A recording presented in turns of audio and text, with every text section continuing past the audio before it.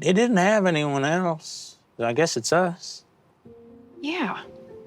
Well, I think that if there was a world where he could communicate with you, I'm sure that he would let you know that his life was different because you were in it, you know? I think better or worse is a value judgment that we put on things sometimes, but sometimes just being a part of something makes a difference, you know?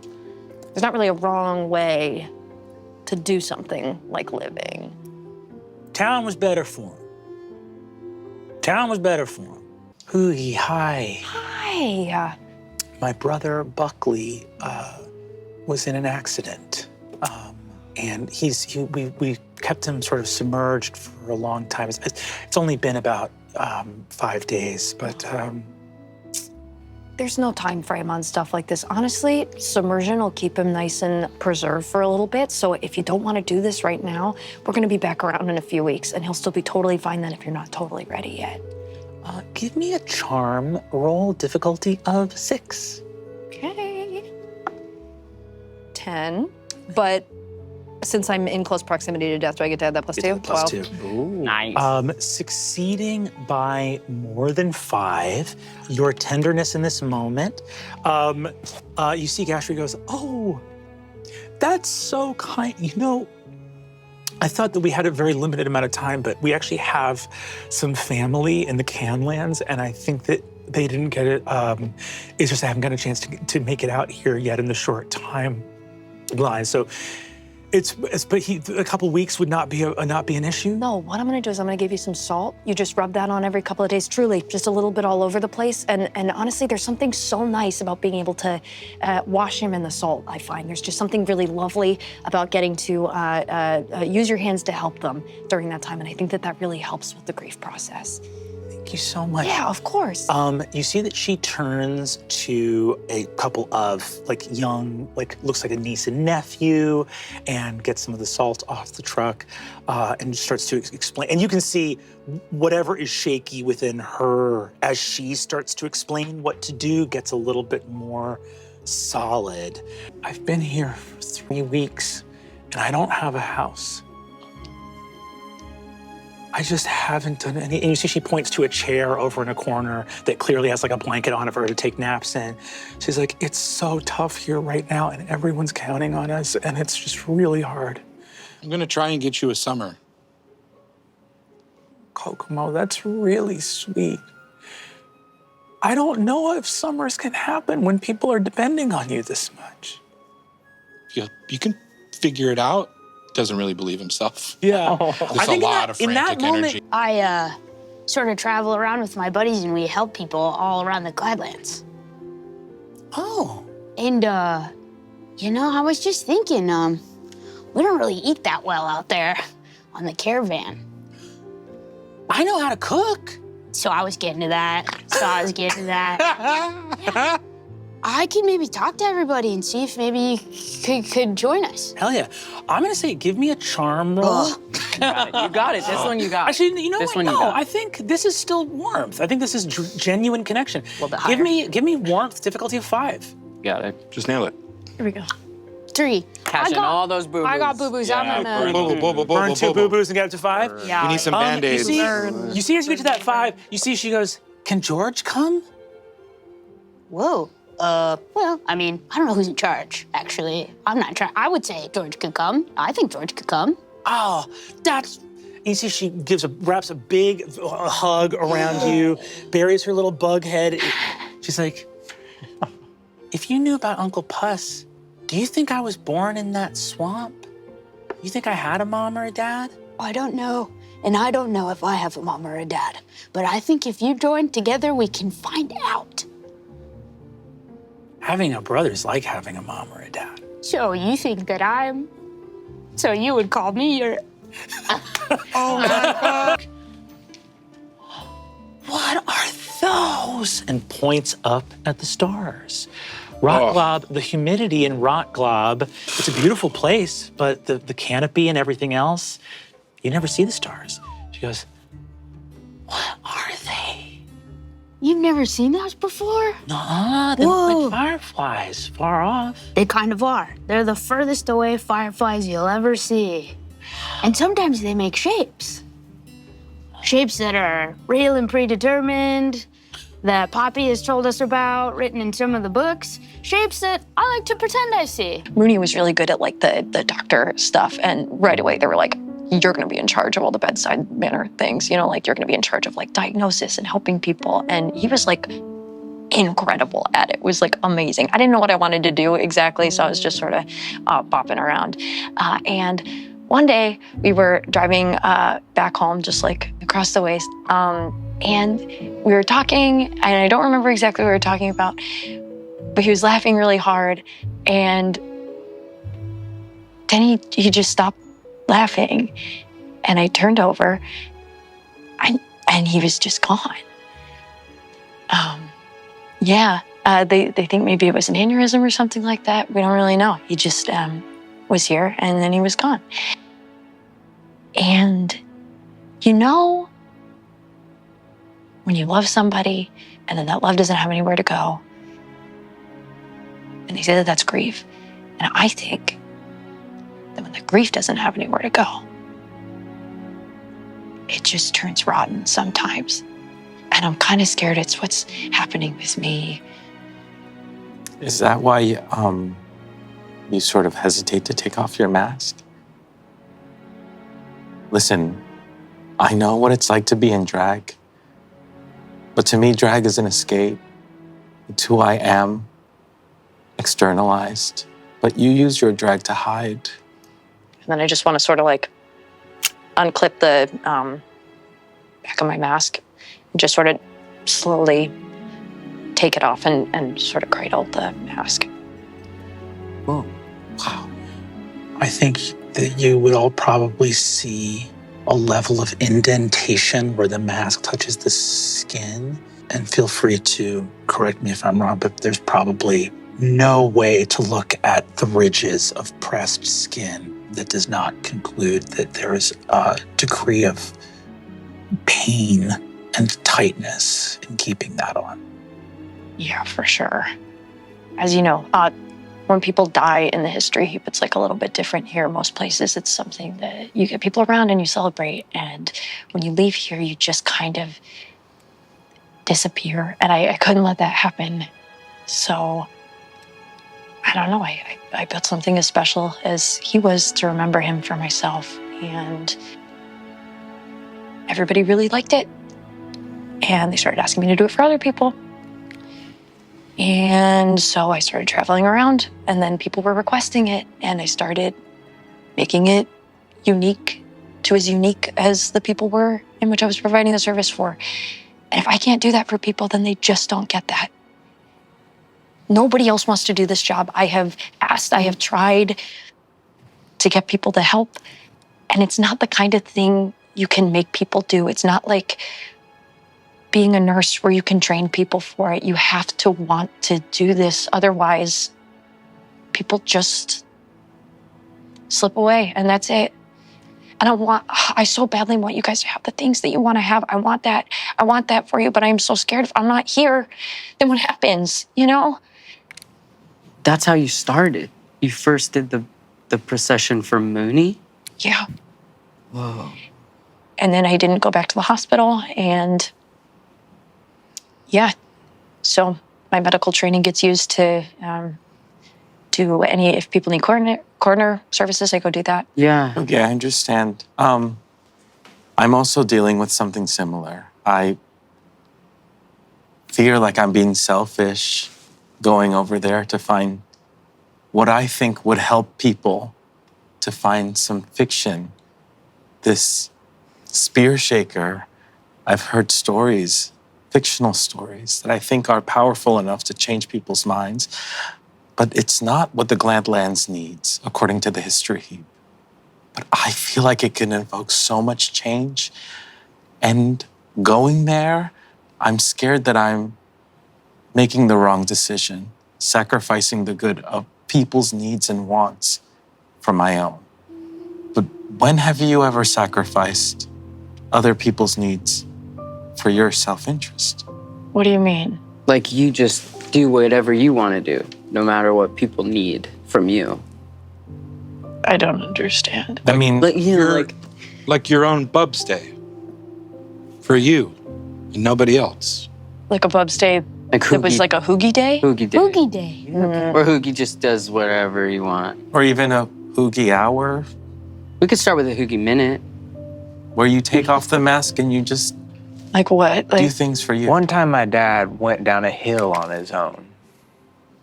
No one was there. I was there like, please stop. And he was like, I think he meant this. He was like, I gotta do me. right. And I'm just, really sorry that happened to Down you. the hill. thank you. Were you able to get your father back? He's still at the bottom of that hill, I'm pretty sure. But he's You saw it happen. Why didn't you go get him? because I had to let him do him. And me do me. That was And the my last time you saw Condor him. mom do Condor mom. Hoogie, I don't know.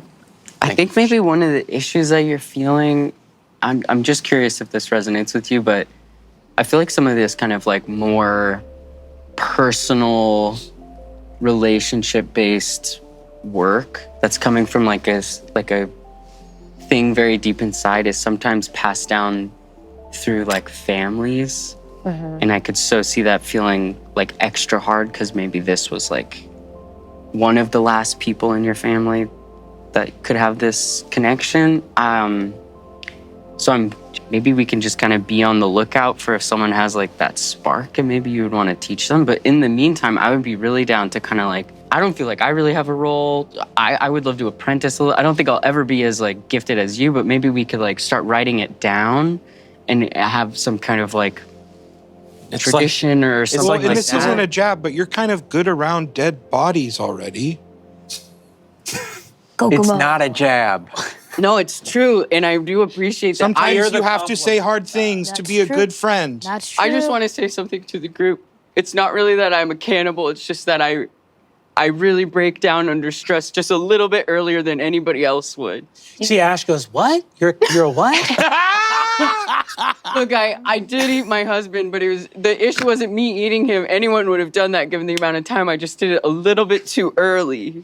I'm just gonna go, hey, I really appreciate that. And, I don't even think we need to fix this right now. Yeah, you're right. Really- But sometimes just the hope helps. I really Just appreciate knowing that some relief might be somewhere helps. Yeah. Like, I have 2 other siblings. Who knows? They might be freaking fire-breathing buggos. They could help. There might be Why help. would the fire breathing I know, help I in was that like, is it situation? good or bad? They to might cremate help. the body. I mean, it makes sense. They cremate might the already bodies. have half the at knowledge. that. Right, okay. And Higgy, I don't think I could be like you. I couldn't do it like you do it, but like maybe we could all kind of help a little. Yeah. It's like the story, the Dome of Dreams. We were all inchworms working together to build a hut. We can do that here too. Yeah. Sometimes we tell stories that we don't even listen to. And I'm guilty of doing that. Heck, we could make a story that's totally our own. And we don't even know it's going to happen. And we don't even know how it's going to end. We could make it our own. This is no runner-up. It's okay. That's not a runner-up. You don't even know. You haven't seen. You haven't seen what my little sibling has done.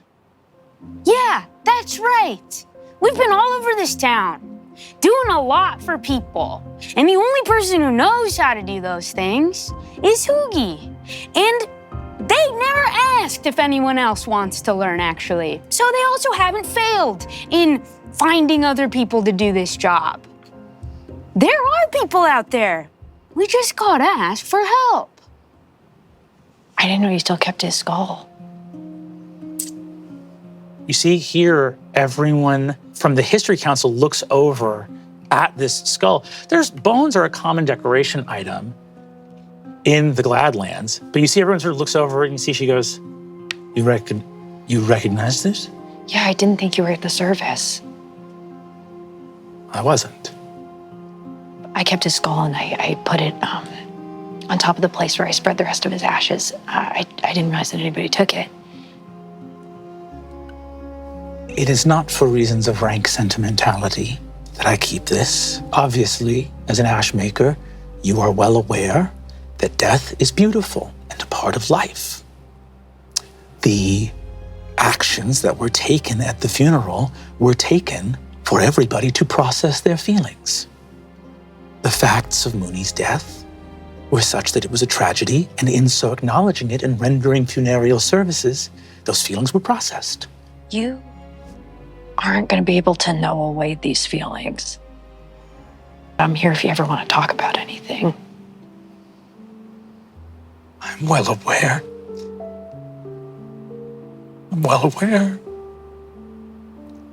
And you see the word aware just catches in her throat like poison, because if awareness could make her happy, it would have a long time ago. And she realizes suddenly that whatever kind of awareness she had, it hasn't helped. And you see her reach absent-mindedly. She crooks her elbow, but can't make herself reach for the skull in front of people. His little head was always right here. What we do here is find information and knowledge, and we found the ways that people buried their dead, and it's supposed to work. So if that doesn't work, then what are we doing? If you can't make it okay with what you've learned, then does learning even help? Have I been unkind to you? Yeah. I don't know why. I can't be nice. I'm very sorry. I think I'm realizing I haven't been very kind either. I thought maybe not coming back and not visiting and giving you the space that you needed was what you needed in that situation. And I'm realizing maybe you just needed me to be here. Even though I've been very unkind, I have always loved you and thought of you because I know that you know how much this hurts. And I feel like if we had been in pain together, I'm very sorry. I don't know how to learn my way out of this. And I don't have anything else that I know how to do.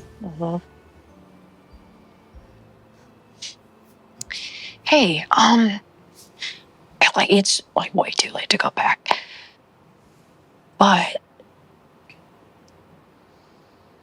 we could like try something new moving forward, maybe. Can I just reach out a hand for a handshake?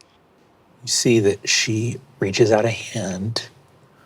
As you reach out a hand for a handshake, you see that there's a moment where she goes for her hand, and you can see that her hand is going to wrap around you.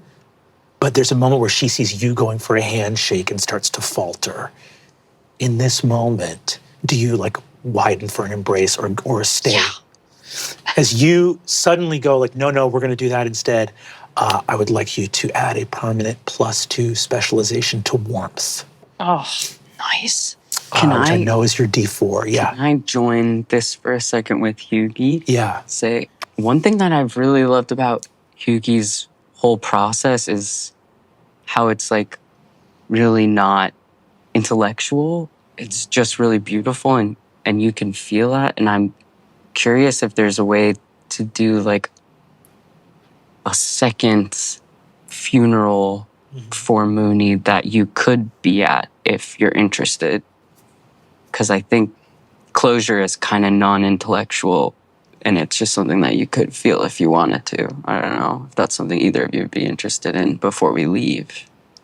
Yeah, I think as you embrace and you and Quinn like offers that up, you see the history professors, like the history council is like sort of stunned. You see that Aunt Freaky embraces you. She's so like, you're so tall. She's like towering over you still. And she picks you up and is just holding you there like this little crow wrapped against her breast. She's like leaning down, and you see that she absentmindedly reaches down and gets the skull and holds it in close and goes, I would love another ceremony. I didn't attend the first one. I forget what lie I told about why I couldn't come. I'm so sorry. And there's a carelessness here that I don't agree with on my part. I think I have treated feelings as if they are very inconsequential, because to regard them would be staring at the oncoming of a great storm. Perhaps by not seeing it, it would never become real, but it has simply grown in the darkness. He played with my niece, and we are here in this moment to say goodbye, which is the point of this. And I think the reason I didn't go the first time is, even though this is the point, and you're supposed to process the feelings, because death is beautiful and it's a part of life and there's nothing wrong with it. So that's what we tell people, is there's nothing wrong with it. So if we're telling that to people and that's true, then what do you do if you don't believe that? What do you do if you don't really want to say goodbye? I'm so fucking mad at you, dude. Oh, man. Oh, God. You could have told me you were gonna die, and then I could have, like, gone with you or something. I don't know. Like, oh, man, we were...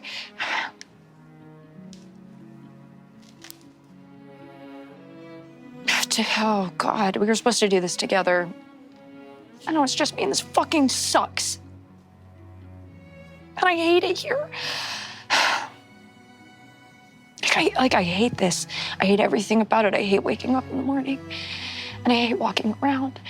And then I see something really beautiful, and I'm like, oh my God, Mooney would love this. And I don't even have anybody to tell that to. So I'm just like here. It sucks.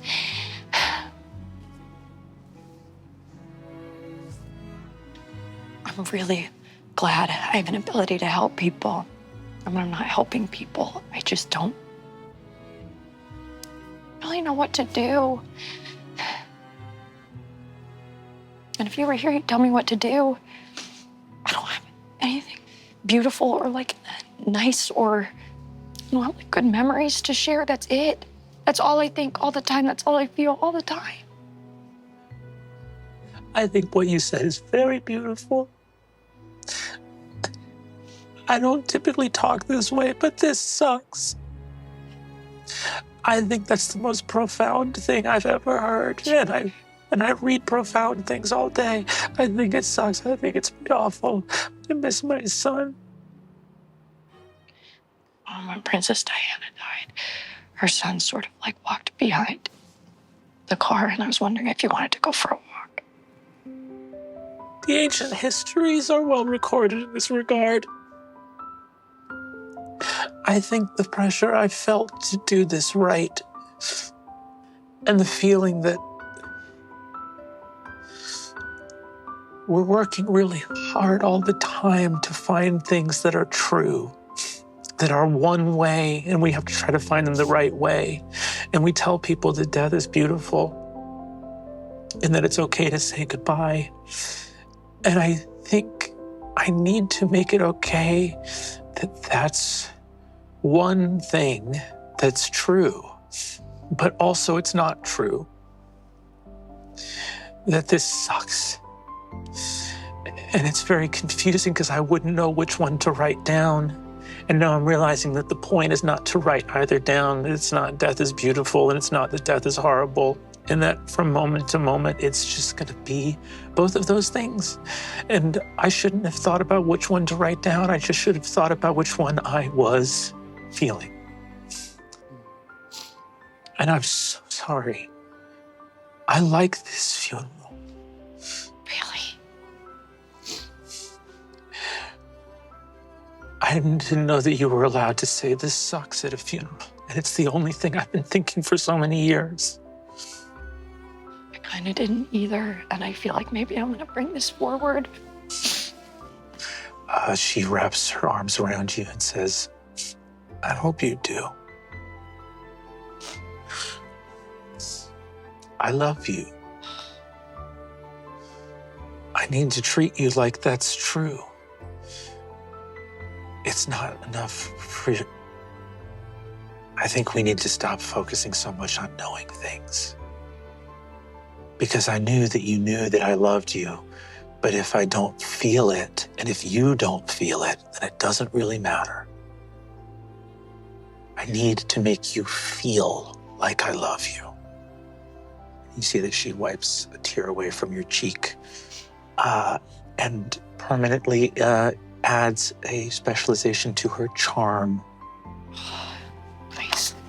You're always very good at making people feel like you care about them. And that's important. And I can do better. Mooney Yes. should still be here, and I hate that he's not.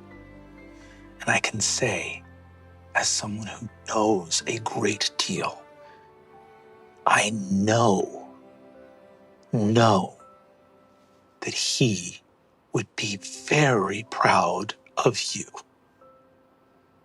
And I know that he, in what we assume is either a big ball of gas somewhere or maybe a different dimension, I know that he loves you too.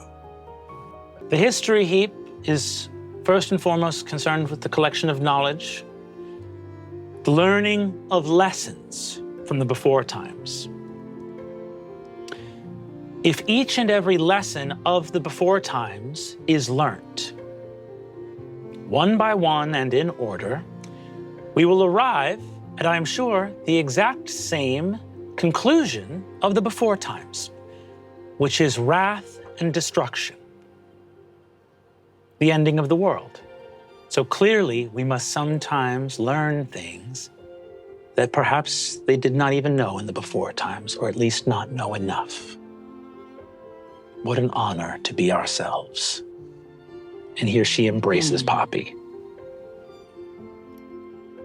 I fall into omfg. This is the validation I've been looking for my entire life. And also seeing everyone from the history heap change and be comfortable with who they are because we were comfortable with who we are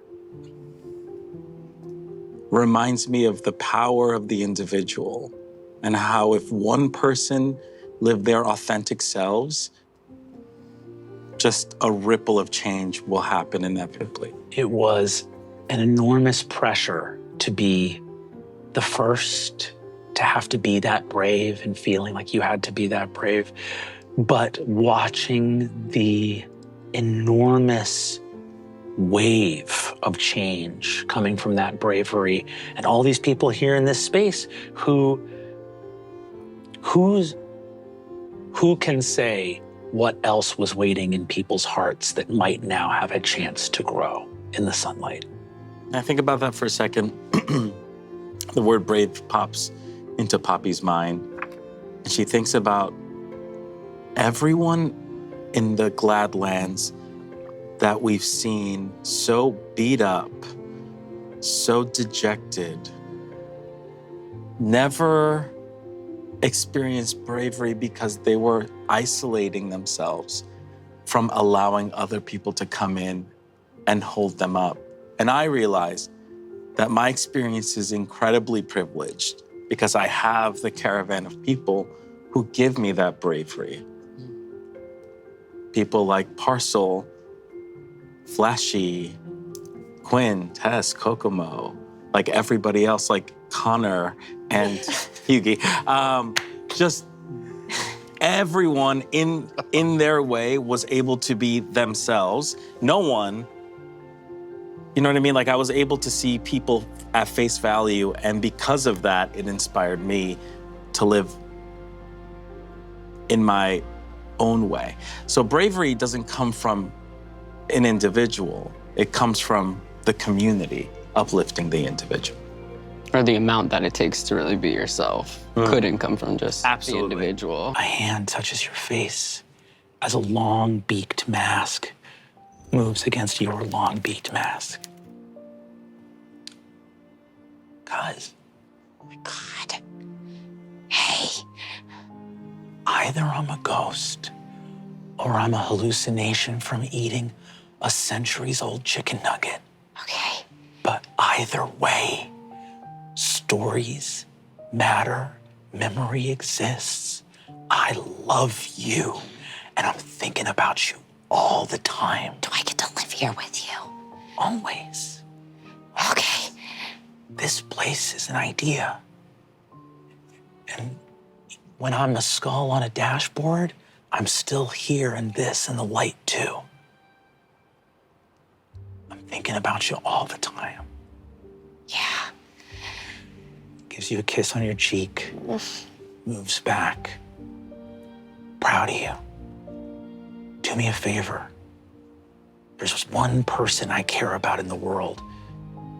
You've taken care of so many people, and there's someone I really care about, and they're not being taken care of right now. Yes, anything, anyone. Please take care of my cousin. Asshole. That you're an asshole. I love you. I love you.